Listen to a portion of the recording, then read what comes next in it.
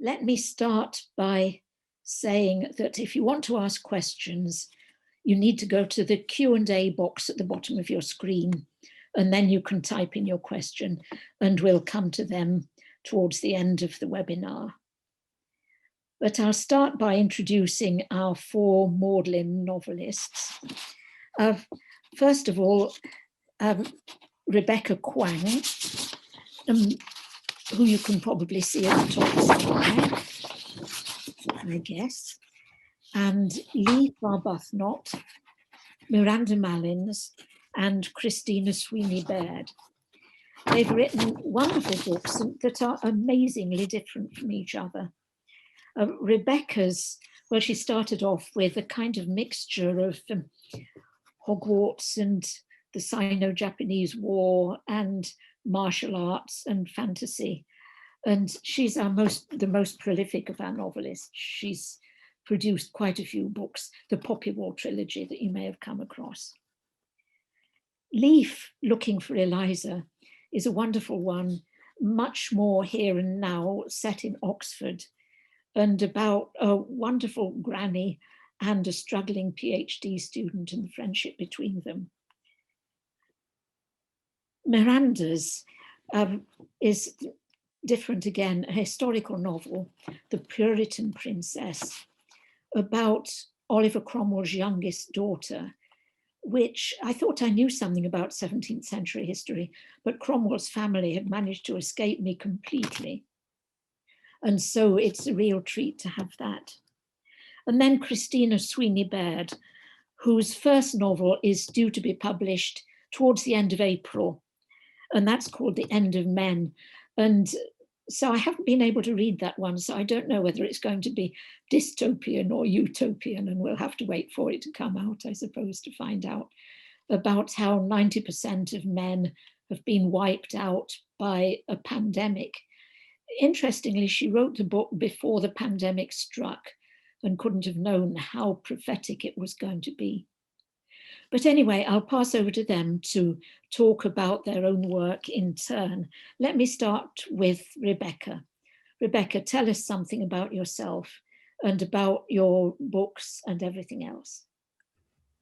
Sure. So I started writing when I was pretty young. I finished my first book when I was a sophomore as an undergrad, and it came out during my senior year, which in America is what we call year 4.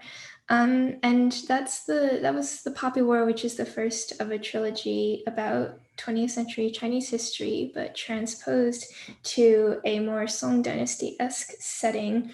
And the rationale for that was that I liked writing about warfare, but I thought writing about modern warfare would be very difficult because I would have to learn all sorts of things about tanks and fighter jets and bullets that I was ill-equipped to. So I thought it would be easier to just give everybody swords and shields. In fact, it is harder because we don't have instant communications and surveillance technology. Writing about war and war strategy is very, very difficult, but I'm getting ahead of myself. So the third book in the trilogy actually just came out this past November, and I am a couple of days away from being finished with the manuscript for my fourth book, which is a very different change in tone, and it is about an alternate 1830s Oxford. I think that everybody who goes to Oxford at some point writes an Oxford novel, so excited to hear Leaf's experience about writing an Oxford novel. You had a year each at Oxford and Cambridge, is that right? I did. I was on the Marshall Scholarship. Yes. And where are you now? Now I'm in Florida waiting for the fall semester at Yale to start so I can begin my PhD. And still working in Chinese studies. Right. Well, that should have given everyone some encouragement to get going with the Poppy War if they haven't read it already. It picked up a lot of prizes too, so congratulations on that. And I guess you have a lot of keen followers looking forward to the next one. And Leaf, tell us about Looking for Eliza and about yourself. Well, your introduction of the book was better than anything I could do. But so Looking for Eliza is set in Oxford, even though I went to Cambridge where I did modern languages. And it's a kind of study of loneliness and how it can be experienced by different people of different ages. So my two main characters are of totally different generations and very different outlooks. Eliza, of the book's name, is in her 20s and a Cumbrian bisexual PhD student with very short hair and a kind of rackety lifestyle. And she lives opposite, or she basically squats opposite a woman in her 70s who's been widowed. And it's about how isolation is experienced. The sort of basic feeling of isolation is quite similar, but we kind of, maybe we see it too much as a problem of the old and not of the young. So yeah, I mean, in terms of me, I'm a journalist. I suppose that's how I make my money. Not very much of it, but I've been writing sort of fiction and poetry for a while. Didn't envisage when I was at Maudlin writing a novel, but I started working on it a few years ago. And I also spent some time at Yale actually on a fellowship out there. So I feel there are sort of synchronicities there. That's about it. Transatlantic person for us. Yeah. Do you know what your next book might be? I'm actually, strangely, I'm just coming to the end of writing a play about a piece of human rights legislation called the Magnitsky Act.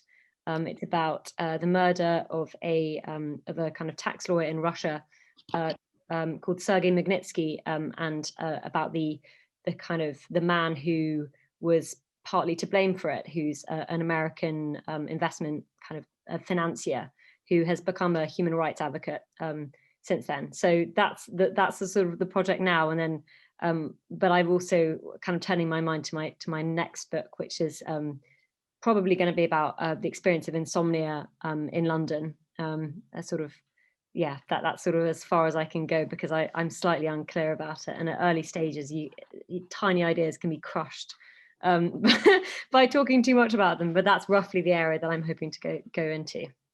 Sounds another very interesting one. And again, a very different kind of book, perhaps, from what you've written so far. Yeah. You've clearly got a huge range of kinds of writing at your disposal too. Wow. And Miranda, Puritan Princess, tell us about that. Well, I'm a historian, and I studied at Cambridge and left Maudlin with a PhD. I carried on my historical writing academic articles and becoming a trustee of the Cromwell Association. But I actually then retrained to be a solicitor, which again is my day job now, talking about earning money on the side. But a few years ago, about 5 years ago, I started trying my hand at writing historical fiction and totally fell in love with it. And my debut novel, The Puritan Princess, came out last year. It's just come out in paperback. It's about Oliver Cromwell's youngest daughter, Frances, and her life as effectively a princess during the years in which her father was ruling Britain as Lord Protector in the 1650s following the Civil Wars. And that was the period that I specialised in as a historian. So it's been really, really interesting and exciting to transform that research into fiction. And I have a second book coming out in September, which is a prequel, or a sister novel, as I like to think of it, because it's telling the story of Cromwell and his family a decade earlier in the 1640s during the Civil Wars themselves, and through the eyes this time of Cromwell's oldest daughter, Bridget, Frances's eldest sister.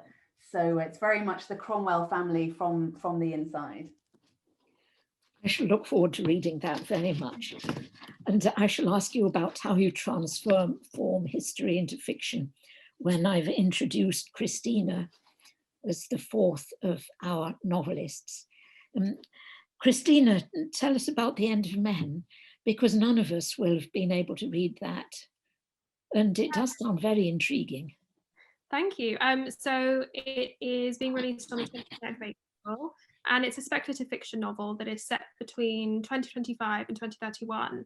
And in it, there is a virus to which women are immune that quite quickly kills 90% of the world's male population. So you follow a number of different characters, and it's told in this kind of multi-character style. So you follow people like Dr. Miranda Malins, who's a Glaswegian doctor who treats patient zero as trying to keep her sons and her husband safe.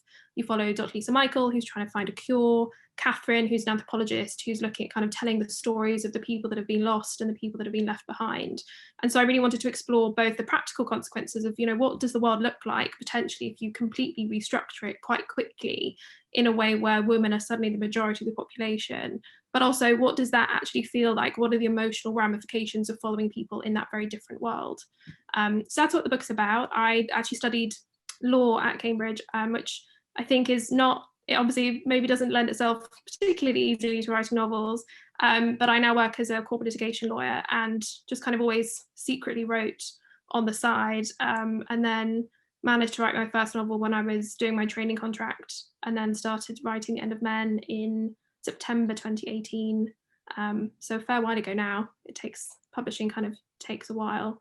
But yes, I did write it before the pandemic, and my publishers bought it in January 2020, just as we were starting to see kind of BBC News articles about this strange thing called coronavirus in Wuhan. And I remember my agent and I exchanging emails where we kind of went, I wonder if this is going to be a thing. That would be kind of odd, wouldn't it? And of course, now the book is being released. It's about a pandemic that's being released into a pandemic, which I couldn't have foreseen, but has been an unexpected element to the whole process. Apart from the disappearance of all 90% of the men, which obviously you haven't got, do you think there are any similarities between the pandemic we've got and the one you wrote about? I think there must be, in that I think a lot of reviews from kind of authors who've read advanced copies have used the words chillingly prescient, or indeed just prescient. So I think my imagination did a fairly decent job actually of figuring out the practical consequences of a pandemic. And there's obviously, it's very different if you have a pandemic that has such a high kind of mortality rate and only affects men as opposed to women. So it is a very different book, and I think people have said that it really does feel fictional. And I didn't include coronavirus when we were editing, so it kind of exists in its own, I think, separate universe, which I felt quite strongly about. But obviously, people are now kind of virus experts. We all know far more about pandemics than I think we ever intended to. So I'm sure people will read it, and some elements might feel a bit more familiar. Yes, and it should sell well under the circumstances too, extra well. So 4 books, all with at least one strong woman protagonist at the centre. And I suppose 2 of them, it would be fair to say, Rebecca's and Miranda's, concentrate on a single woman. And Miranda's, indeed, the Puritan Princess, is told entirely from her point of view. And the others, Rebecca's entirely from her point of view, but not in her voice. And Leaf's and Christina's, by the sound of it, with alternating voices and points of view. Do you find that, and please all answer at once on this one, well, not quite at once, but you know what I mean. Do start discussing. What are the advantages of running multiple points of view in the structure of a novel as against having a single voice, do you think? Would like to start on that one? I'm happy to start, Helen. Well, as you say, my novel's very much first person, present tense. It's all from the point of view of Frances. And I think I'd say that there are advantages and disadvantages, really. The disadvantage is the constraint that puts upon you, because obviously you can only write scenes where your protagonist is. So at a stroke, for instance, in my case, that instantly ruled out writing long scenes, which might have been very tedious, actually, of endless parliamentary debates and council meetings and male-only venues, because she wouldn't have been there. And actually, the flip side of that is that then you have to be quite creative in choosing your scenes, because I found it would be very easy to write the whole book as nothing more than a sequence of scenes where men deliver news to the women. It would be really boring. So it's a constraint, but actually I found that it helped me be creative like that and try and think of the sort of scenes, the behind the scenes that are happening around the big events, which felt a bit more imaginative to me. And it also allowed me to have the kind of intimacy and the immediacy of being from her point of view. It also allowed me to present Oliver Cromwell completely as a father and a husband, first and foremost, because it's through her perspective. And also really helped me answer the problem of hindsight, which you have when you write historical fiction, which is that for a lot of readers, they know what happens to the family and that the regime does not last. But, you know, while we're inside Frances's mind, we don't know that. She doesn't know what's going to happen, and so neither do we. So, yeah, challenges and creative impulses, I'd say. And that double sense in reading it, that we know what's going to happen to Cromwell and she doesn't, it does add a different kind of suspense from the usual. It's fascinating. I was very intrigued, though, that, as you mentioned, you wrote it in the present tense. Mm. That's unusual. She's thinking it, she's speaking it, and not remembering it or recording it. Why did you make that choice? Well, again, I think I wanted that immediacy. And again, I wanted us to really be there with her and feel that at any one moment, all roads and all paths were open. This whole period, and one of the reasons I love it, the Interregnum, is so sort of overlooked often in history. It's even called the Interregnum, which literally means between reigns. Sitting there, you know, living through those years and just expecting the king to come back in 1660, which obviously they weren't. They didn't know that that was going to happen. So I found the present tense really helpful because, you know, we're right there in the moment, anything can happen, and, you know, we don't know what's around the corner. Thank you. Rebecca, you've got a single protagonist again that we follow for a long time through a fair proportion of her life. And you do it in what you might call straight narrative in the past tense. But she goes through several very, very different phases of life, from sort of naive schoolgirl to hardened warrior. And the genre changes with that. How much of that did you think out beforehand? Or did you find it difficult to take the same character through those very different phases? Oh, I think it was very deliberate to go with third person limited past tense from the beginning. And partly because I'm just very fond of that type of voice. I think it allows you to convey information to the reader, but also form a very intimate connection to one character. So the reader is always in the protagonist's head. They see the world through her eyes. They understand major life events through her feelings and her processing of it.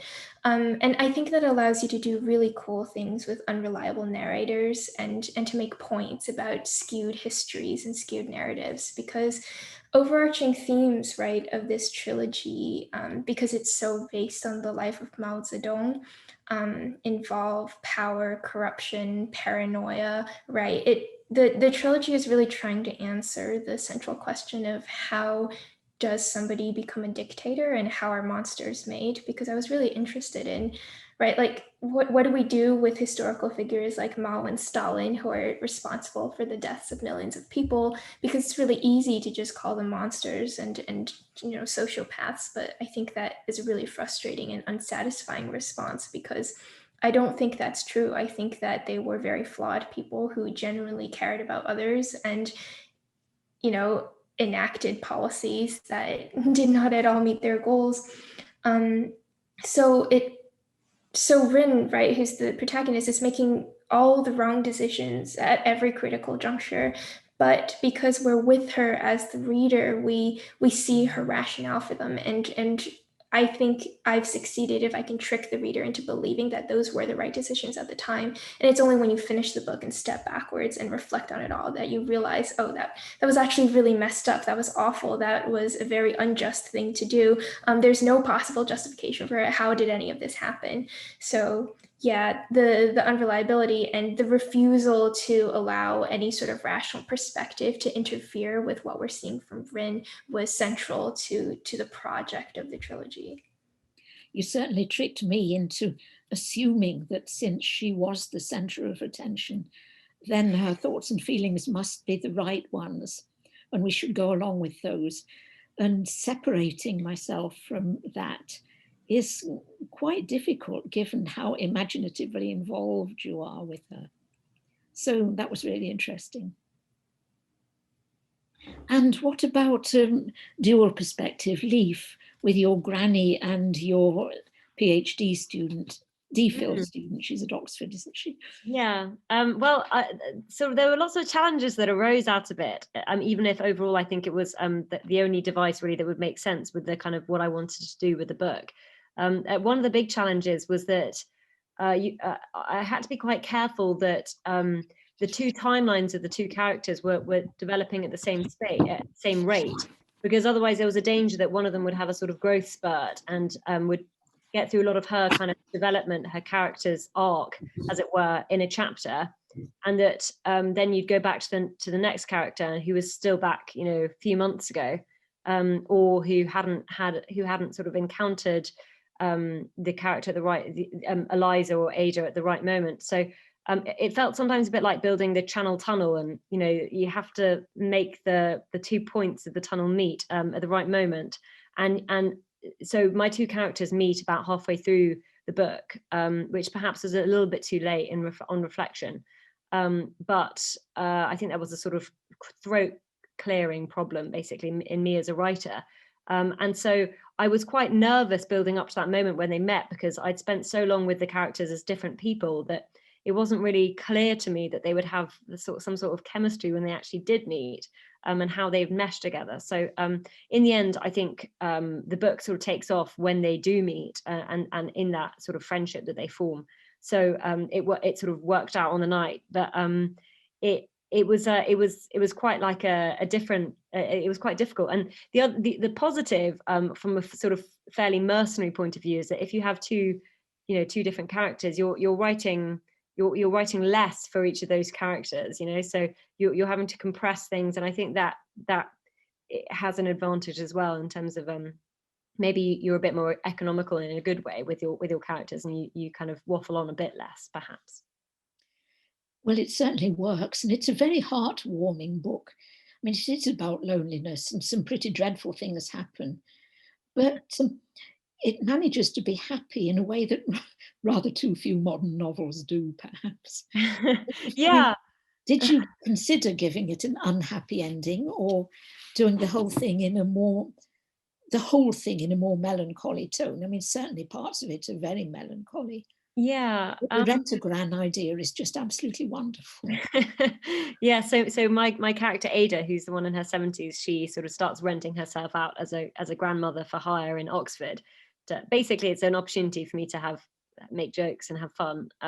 She goes and she teaches people to drive, and she's a terrible driver, and she sort of is a bit of an agony aunt for people. And I'm struck. I mean, when Christina was talking about the long gap between when you write a novel and when it comes out, I think looking back on the novel, which came out last year, I'm struck by quite how happy and like cheerful, or not cheerful, I think it's got a kind of optimism to it, an optimism that people can form connections, and that we can lift ourselves out, or we can help lift each other up out of really terrible experiences, which I'm sort of pleased that there's a book with that sort of message out. I mean, there are plenty, but I'm glad that I added to that pile rather than maybe a more miserable pile. But yeah, equally, maybe I should have been a bit more realistic, perhaps.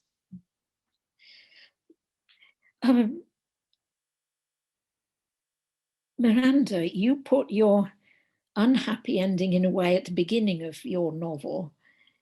And then it doesn't quite turn out like that. I must be careful what I say, because it's so easy to give a spoiler alert.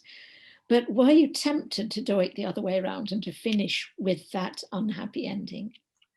Or did you always know from the start that was That's an interesting question. And as you say, a major opportunity for first plot spoilers, so I won't give one. But the book has a kind of circularity to it. We start with a prologue and we end with, towards the end, the same scene, but it's actually very different. because you know something that's happened which you didn't know at the beginning. But actually, that was the very first scene I wrote the prologue, and I knew that's how I wanted to start. I mean, even before I really got going with the book and even did my preliminary research, when I first had the idea to write about Cromwell's daughters and their lives at his court, the opening, which I can tell you all, is watching their father's exhumed corpse being hanged by the restored monarchy in 1661. It's pretty hard hitting and gruesome. It's pretty hard, but it's really nice actually, because that was the start of the book for me, just in my head. It always was, and that scene hardly changed from first draft to last draft. And it's really rewarding how many readers latch onto that and say they love the opening, they love the structure. So no, I wouldn't change it, and I never even considered changing it. Actually, that was always how it played out for me. Yes. And Christina, it sounds as if your The End of Men too is a multi-perspective novel, moving between different characters with different perspectives on this whole affair. Do you keep coming back to them, or do you divide the novel up between them a chunk at a time? So you keep coming back to them, and that was something that was quite important to me. So it's told in first person present tense for each person. So you kind of quite quickly become quite engaged in what those characters are doing. And yes, so you kind of start with the very first scene is before. So it's the kind of final fragment of normality for Catherine before basically everything starts. You start on day one, and you keep coming back to the same characters, which means that you can really see their lives change over the course of about 6 years. You know, what happens to these people. And I think it's important for me. I really like a book that has a kind of satisfyingly well-planned ending. I don't particularly like ambiguous endings. So it was important to me that you felt like, you know, you read 400 pages and it feels satisfying at the end. You feel like it's been well plotted, and that there is a sense of, okay, I understand why this person's ended up where they have at the end. I'm obviously not going to spoil anything. But yeah, that you do, I think, it was important to me that even though it's obviously speculative and it's dealing with kind of ideas about the world, that fundamentally it's kind of a gripping, emotionally engaging novel. Like, that's what I'm trying to write. I want to write something where people go, I could not put this down. And so I think in that sense as well, even though you need multiple perspectives, I think really to tell a speculative global story well, it's quite difficult if you're restricting yourself to kind of one or two perspectives. And you can see that in other speculative novels like The Power and like Station 11, you do tend to need this kind of multiplicity of perspectives. But by having them in first person present tense, there's an immediacy to it that makes it quite urgent and quite gripping. So yeah, it made sense right from the beginning to kind of have that structure. Do they in effect all tell the same story, or do they ever contradict each other or give versions that won't quite match up, as some multi-narrator novels do? It's not that they don't all tell the same story, because I think that would obviously, there would be no point in kind of telling the same thing twice for me. So because the point isn't really, I suppose, about the view of an issue. It's not that multiple people have different views of the same issue. It's more that you're trying to tell this kind of linear story of how that the play kind of develops, then impacts each of them differently. So it's more that obviously someone who's living in Toronto trying to invent a vaccine, who's married to a woman, which is, you know, Lisa's story, is going to be different to Amanda, who's got 2 sons that she's worried about and is a doctor in Glasgow, versus, you know, Elizabeth, who kind of travels and then gets stuck in a country she's not from and is in her mid-20s. So it's more that inevitably they're telling different parts of the story, but it's kind of plotted out so that you fairly quickly, obviously throughout the course of the book, zip through kind of 6 years. Yes. Sounds great. Do you think there are particular advantages in writing third person or first person fiction? I really like first person. I've written some short stories third person, and I like reading both. But I think that first person present tense is underused. I have to say, it's kind of one of those odd hills that I'll die on, in that I think that it's just so immediate and it's very easy to make things very urgent. And so I think, especially if you're dealing with something that's emotionally very harrowing, or indeed if you're dealing with something you're trying to lighten things, I think it's quite easy to have bubbles of humor when you're inside someone's mind, kind of watching something through their eyes.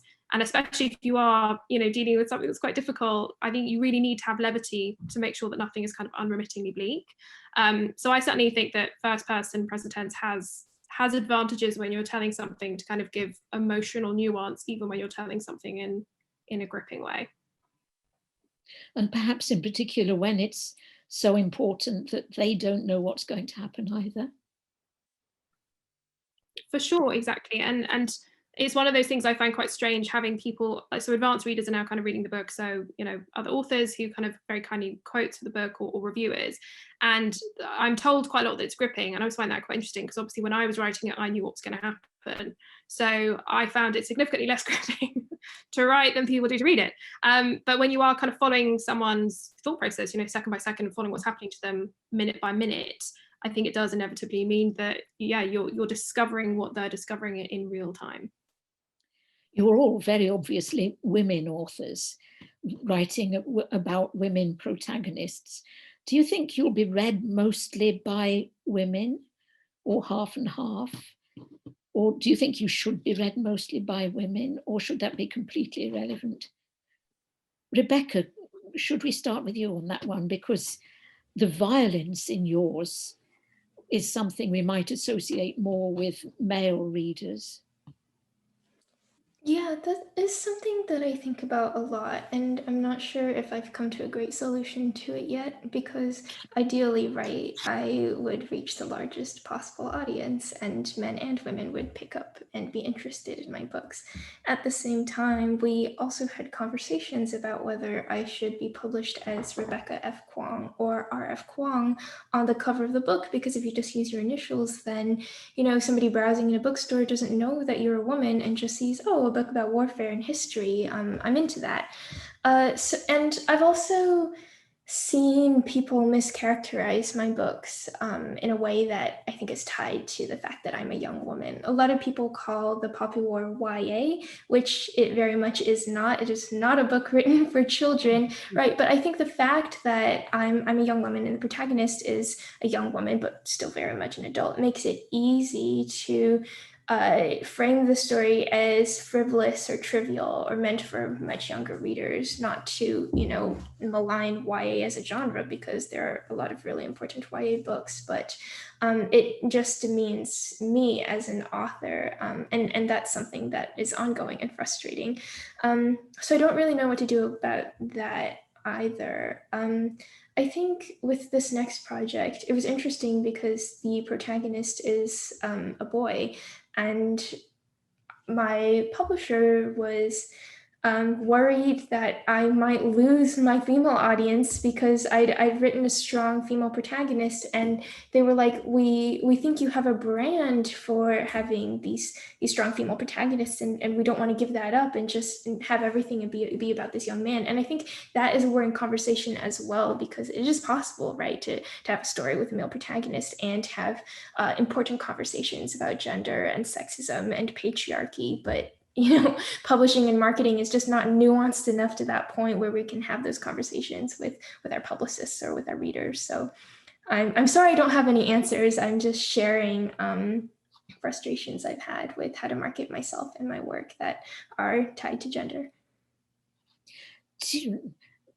Have any of the rest of you had any pressure from agents or publishers about how you should write, or whether you should masculinize yourselves a little bit, or anything like that? What's the actual process of going through an agent, an editor, a publisher? What's that like? We'll have a go. I think there's maybe as many experiences of that kind of, there's many answers to that question as there are kind of experiences with agents and editors. And I'm certainly very happy to work with a really brilliant agent who's a woman, and most of my editors are women, but I do actually, my US editor too is a man, and it is quite, I suppose, maybe helpful having duality perspective. But I think that inevitably, having written a book called The End of Men, I've not been asked to necessarily make my work more masculine. But there are, for example, in The End of Men, there always have been male perspectives as well. It was quite important to me that it just wouldn't make any sense to tell a story about something as huge that impacts men and women without having both perspectives shown. But yeah, I think that it's I've certainly been very fortunate, but I think also that the writing inevitably kind of speaks for itself. You know, I think I remember reading at some point that 80% of fiction buyers, or like people who read fiction, are women. So I think actually in that sense, I feel quite fortunate in that as someone who writes fiction, I'm not too worried, I suppose, about quote unquote pandering either way, but that I think that the work has to speak for itself. And if the work is really good, then inevitably, you know, if you have a good protagonist, whether they are a man or a woman, and I have to say I'm incredibly excited to read the Oxford novel, especially following Rebecca on Twitter. So I've kind of been seeing its progress as you've been talking about it online. If you have a brilliant protagonist, it's well written, you know, people want to read that. And I think that often the actual evidence in publishing shows that, even if sometimes there are difficult discussions about branding that maybe are a little bit reductive. I think if I can jump in, I agree with both of you, and I think there's a real tension actually between, you know, the inherent, the inside of the book and the outside, the cover and the marketing and everything. And there are so many decisions and conversations about how your book should be positioned in the market. And I think there's a tension there between the desire to market it kind of within an existing category or subgenre or slipstream. And that's to sort of make your book seem similar to other books that are out there that are successful. And that automatically can limit your audience, or at least make the book appear as if it's being pitched to certain people and not, as Rebecca says, to everyone. And ideally you want everyone to read your book. And so in my case, for instance, I was quite aware of the very female title. You know, the Puritan Princess is very female. And so actually deliberately, we discussed this with my agent and my publisher, you know, we deliberately wanted the design of the book and also some of the quotes that we put on it to balance that out. So the quotes on the book talk about it being powerful or masterly, which seem quite masculine. You've got a hanging noose and a crown there. It all looks quite threatening. So I think that's so woven into everything we do, isn't it? That tension between, you know, who you're aiming at, and also, as Rebecca said, that question of if you want to write in a different genre, such as crime, you know, should you be not using your first name and using your initials so that you can stealthily attract a male readership, which always seems, I don't know, I have a bit of a problem with that, but you know, that is the way things seem to be at the moment. I mean, hopefully it's changing and going in the right direction. At least feels like it might be slowly. Leaf, I guess you've got a fairly gender neutral name, at least. But your book is perhaps the one that seems as if it might make its most direct appeal to women readers. I think so. I remember having a conversation with someone who read it early on and said, why are all the men so rubbish in this book and where are they? You know, you know, it's just an accurate reflection of my life experience. No, I'm really joking. But I mean, I, on the kind of publishers nudging perspective, I remember my editors wanted me to make the ending more kind of thumpingly positive and sort of obviously happy. And I think when I read through it, you know, after I'd sent the manuscript to them, I sort of understood what they meant, because I left it a little bit a bit too subtle maybe, and I think by the end of the manuscript I just felt like, you know, pushing my desk away and walking, you know, running basically into the street and never looking at the book again. So I then tacked on the last chapter, which is a kind of like nice scene that does provide that kind of I don't know, the satisfaction that maybe they were looking for.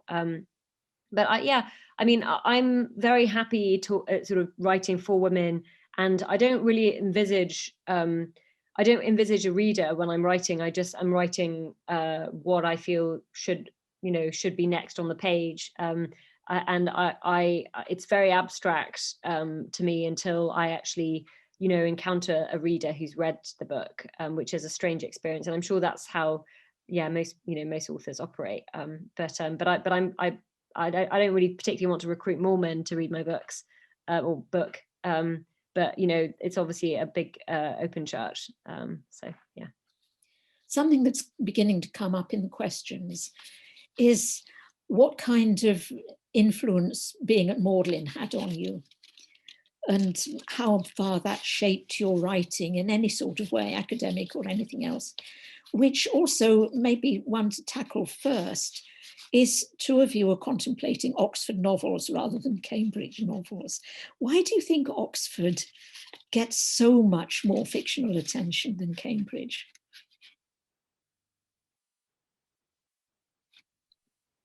Well, I'll jump in very quickly and just say, so my novel is set in Oxford, and actually, I mean, very boringly, I didn't want to set it in Cambridge because I worried that people would draw too much of a straight line between my protagonist, who's in her mid-20s, and who did languages as a sort of undergraduate, and me. I didn't want people saying, oh, this is just you, and she's not me, so I thought it would make it easier. I also know Oxford very well because I've lived quite close to Oxford.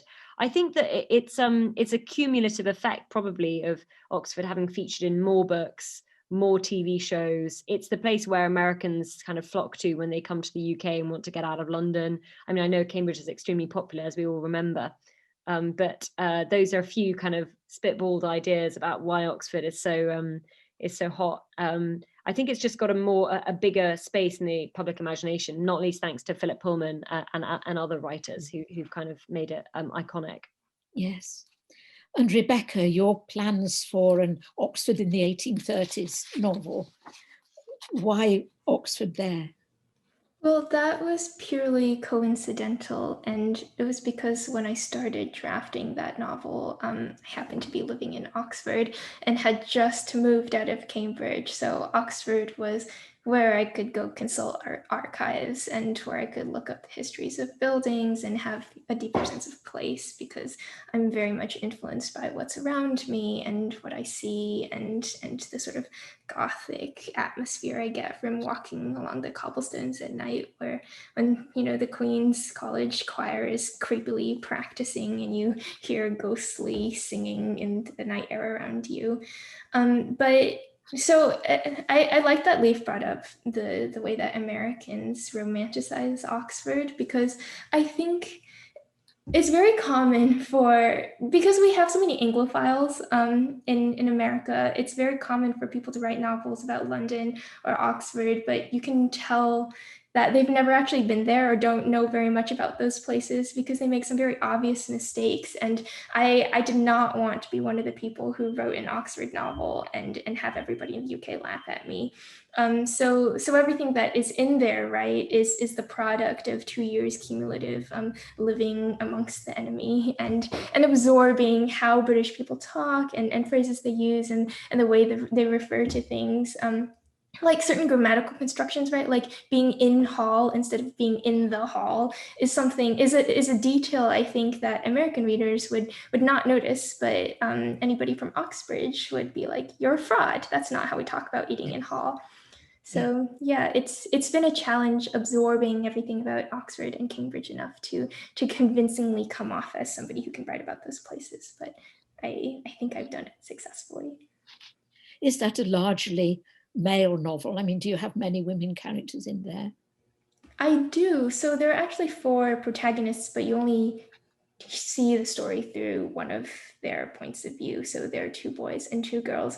And since it is set in the 1830s, I'm having a lot of fun imitating the rhetoric and the tone of the Victorian writers. I've been reading a lot of Dickens and trying to get his sense of sentence and humor and description.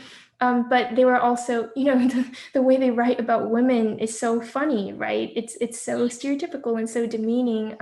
So I've had a lot of fun turning that on its head and playing with expectations and stereotypes of women. So because obviously in the 1830s, women were not allowed to matriculate at Oxford. In my alternate history, they are, but only in the translation department, which is what I'm writing about. So when our 2 boys meet the girls in their cohort for the first time, they don't know what to do with themselves because the girls are also dressed up like boys because this is a requirement.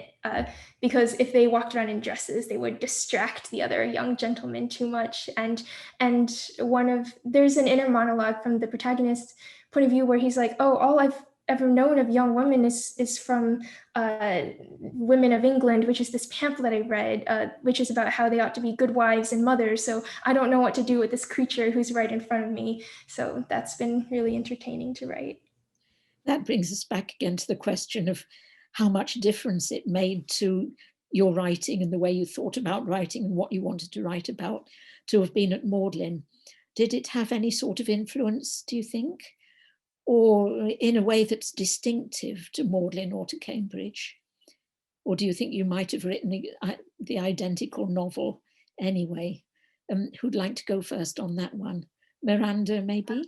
Yeah, I would say a huge difference. I'm Cambridge all the way, and the first book I wrote actually wasn't The Puritan Princess. I wrote another novel before, which I didn't manage to get a publishing deal for, but I did get my agent through that book, so it still was very much worth writing. And that was actually set in the Fens, and it had a character at Maudlin, so there were scenes written in it in Maudlin, which really thrilled me. And Samuel Pepys featured in it as well, so we had a fellow of Maudlin. And similarly, because I write about the Cromwells, I mean, they are Cambridgeshire through and through. So I'm used to writing, my next novel is all set in Huntingdon and Ely and St Ives. So yeah, I'd love to put Cambridge back on the map a bit closer to Oxford in terms of the popular imagination. But it's had a huge impact on me studying at Maudlin and doing my PhD there. And you know, as I say, the novels that I'm now writing are totally and utterly built on the foundations of my PhD research. And I chose to do that PhD research at Maudlin because of Samuel Pepys, the Pepys Connection, the Pepys Library, the historical tradition at Cambridge. So fundamental to me, I'd say. Christina, what about you? Did Maudlin make an impression on your writing?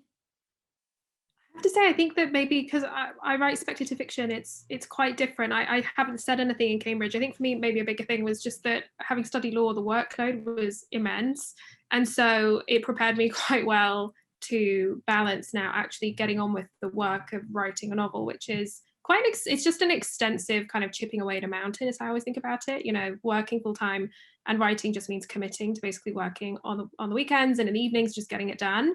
And I do think that working in a way that is quite intense, you know, for these kind of like 8-week terms where you kind of never quite were on top of all your work, definitely meant that I felt frankly more capable of doing kind of actually getting a novel done and, you know, doing the work that it's taken. But I'm happy to report that no, I have not tried to kind of destroy a fictional Cambridge with a pandemic. So I have left Cambridge out of the end of men. We're getting quite a lot of questions about how you go about writing a novel, how you make the transition from dreaming about writing a novel to actually getting started on it, or what you do about writer's block if you get it, and how easy it is actually to persuade a publisher to actually take your novel on. Any thoughts about that from Rebecca? You started the first, and when you were so precocious a writer, did you feel the novel was already there inside you waiting to burst out, or did you sit and think about it for a long time? Both. I have a very chaotic writing process, and I always come up with the argument I want to make and the dominant themes of the novel from the beginning, but I don't really know what happens or who the characters are or any of the particulars until I get into the nitty-gritty. So I start with what I call a brainstorming draft, or a draft 0, which is just me writing down a lot of scenes that I think are very cool and feel very emotionally compelling, but I have no idea what order they go into, or even, you know, the characters are not even consistent in their background or their names from scene to scene. And then once I've produced about 50,000 words of this inchoate primal mess, I take a step back and ask, what's the story here? How can we structure this? And then I write an outline and retroactively impose that on everything that has been produced. And then I kind of start from square one and write the scenes in order. And this means I end up deleting a lot, like so many words that by the point I'm finished with the first draft, I've deleted enough to be a whole separate novel of its own, but it wouldn't be half as good. But in response to the question of how do you go from finishing a novel to just dreaming about it, I think that is a very important mental leap to talk about. And for me, the key was just taking small steps and hitting a certain amount of words every day or every week or whatever fits your schedule, because nobody can sit down and just write an entire novel at once. It that is too much, right, to contain in your head at once. That is too many words, too many plot points. But everybody can sit down and write 250 words at once, right, or even 1,000 words in a day. And if you're writing 1,000 words a day and your goal is to have a novel that's 100,000 words long, which is a little longer than the average, then you have a novel in 3 months. So approaching it as, you know, very small, manageable goals, I think, was the mental hurdle that I had to come to make it over to finish my first book. And then, you know, once I internalized the process and understood what it felt like, every book after has felt a bit easier in terms of feasibility. And I suppose that writing it in bite-sized chunks helps with that writer's block question. Have any of you ever experienced serious writer's block? Not really, and I have to say my response to this is always a fairly pragmatic, no-nonsense one. And I've read quite a few articles by writers that I really like who kind of refuse to acknowledge the existence of writer's block. And I do think that the less you romanticize the writing process, the better. And I completely agree with just seeing it as, you know, certainly to get going, a kind of words process. And that sometimes you are just going to write and it's going to feel like wading through treacle and it's not going to be great, but you have to do the words anyway. I have a similar process in that, like, the first draft of NMM is 87,000 words.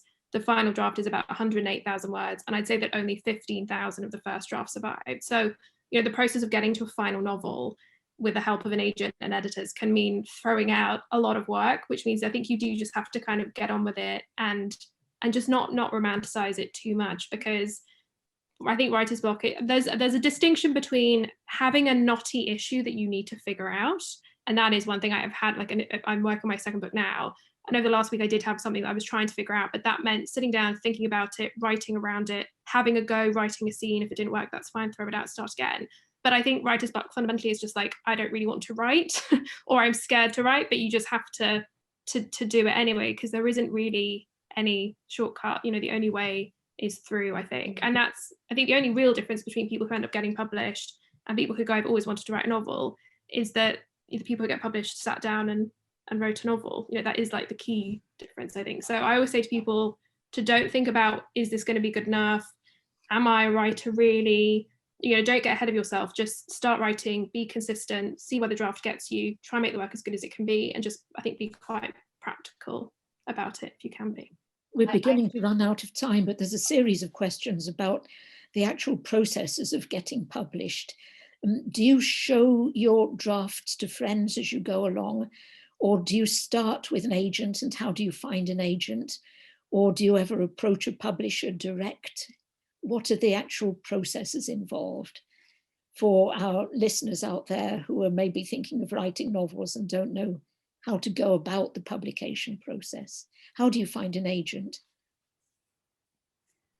So ultimately, you can just Google it. I don't mean to make that sounds kind of so simple. I made a spreadsheet. I am a lawyer through and through, and so I looked up basically every literary agency in the UK, and there's about 36, and then you kind of basically figure out which agent you like at each agency, figure out if they represent people that you like, you think they kind of have the same taste as you, and then you go through the querying process where basically you send them, for example, they'll often ask for the first 3 chapters, a synopsis, and a cover letter which kind of says, here is my book, this is who I am, this is what I've submitted, you know, query to you, why you should represent me. So that's that in a nutshell, that is the process of getting an agent. And the vast majority of publishers now, especially in the UK, require you to have an agent. So really the hard bit in many ways is kind of getting an agent to represent you rather than. I would say I would agree, and that you know, it is rather like applying for jobs, sending out these submissions to agents, and you get a lot of refusals. Some of them you don't hear back from. But there's something else that you can do as well when you are trying to find an agent, and that's to go to events, come to things like this. There are a lot of meet the agent events out there, and you could go to creative writing fairs. I went to a graduate creative writing fair in Manchester because they were offering one-to-one pitching, you know, 5-10 minute pitching meetings with agents. And similarly, there's something on Twitter quite often where agencies will ask for Twitter pitches. You know, pitch your novel to us in a tweet, and if we like it, you know, we'll if you like it, then you submit to us. So there's quite a lot of channels there now to and actually, I mean, I found my agent and was taken on by him through the old-fashioned route that Christina's just mentioned, namely through a formal submission and getting taken on by him. But actually, all of those other experiences of talking to agents and pitching to them at events and listening to them at talks was really helpful. There's a lot of information out there. A lot of agents and novelists as well have sections on their websites, for instance, saying this is how I got published. So read those kind of things and you'll get lots and lots of tips. Thank you very much. That sounds excellent advice. I'm afraid I'm going to have to wrap things up now. I'm sorry we haven't been able to cover more of the questions that have come in. There's a lot of interest out there in what you've been saying. And it's been wonderful hearing both about your books and about your experience of writing. So thank you to each one of you individually. Thank you for what you've written, which has given me so much interest and pleasure. And I'm looking forward immensely to seeing the next contributions to the publishing world. And thank you very much to everyone who's tuned in and listened, because I'm sure we'll all have had just as good a time as I have. And thank you so much to all of you for giving us that.